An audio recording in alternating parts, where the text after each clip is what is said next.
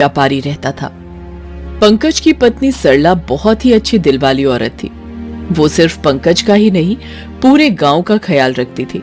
गांव में कभी किसको किस चीज की जरूरत है, कौन बीमार है, कौन भूखा है, ये सब कुछ सरला को पता था और वो इन सब की मदद करती थी। मगर पंकज इस बात से खुश नहीं था। क्या सरला, मैं दिन भर मेहनत करके कमाता हूँ और तुम सब कुछ गांव वालों में लुटा देती हो? गांव में रहते हैं और गांव वालों का सुख दुख में साथ नहीं देंगे? ऐसा कभी होता है क्या? गांव के लोग सरला से बहुत प्यार करते हैं, मगर पंकज को सरला से बिल्कुल भी प्यार नहीं है।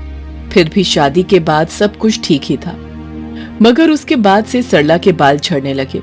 सरला गंजी होती गई, ऊपर से सरला काली से और काली होती गई। इसीलिए आजकल पंकज उससे ठीक से बात भी नहीं करता है, हमेशा चिड़चिड़ा सा रहता है।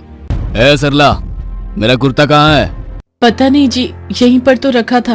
एक काम तुमसे ठीक से नहीं होता, ध्यान कहाँ रहता है तुम्हारा? किसी काम की नहीं हो तुम।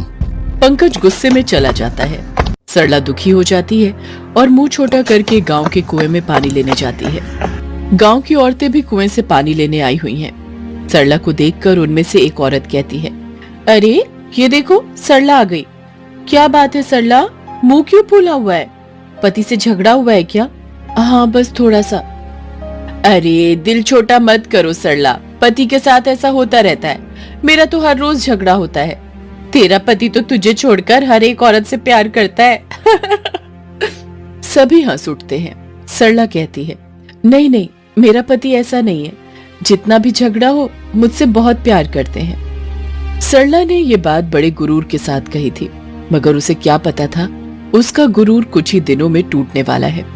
कुछ ही दिनों में सरला गर्भवती हो जाती है। सरला बहुत ही ज्यादा खुश हो जाती है क्योंकि उसका सपना पूरा होने वाला है। मगर उसके कुछ ही दिनों बाद सरला गर्भवती अवस्था में जब घर का काम कर रही होती है, तब उसका पति पंकज एक गोरी औरत यानी कि शकुंतला के साथ घर के अंदर प्रवेश करता है। उन दोनों के गले में फूलों की माला है। सरला तो चौंक जाती है। ये क्या है ये? क्यों, तुझे दिखाई नहीं दे रहा है क्या? मैंने शादी की है, इसका नाम शकुंतला है। हम एक दूसरे से प्यार करते हैं। हाँ जी, आपने तो बताया था कि आपकी पत्नी बदसूरत है, मगर इतनी बदसूरत है ये तो मैंने नहीं सोचा था।